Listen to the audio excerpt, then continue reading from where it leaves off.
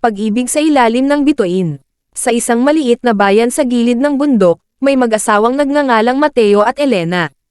Sila ay nagmamahalan ng matindi kahit sa kabila ng mga pagsubok na dumating sa kanilang buhay.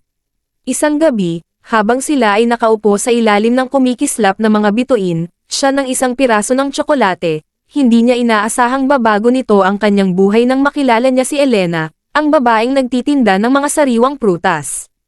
Matapos ang maraming taon ng pagmamahalan, nagdesisyon si Elena na magtayo ng maliit na tindahan ng tsokolate upang pasayahin si Mateo at gawing buhay ang kanilang mga alaala.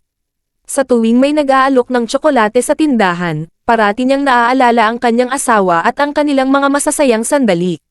Sa bawat paglubog ng araw, lumalago ang kanilang pag-ibig tulad ng pagdami ng mga bituin sa kalangitan. Hanggang sa kanilang huling hininga, ang kanilang pagmamahalan ay mananatiling nakaukit sa mga bituin, patuloy na magliyab sa kabila ng panahon at distansya.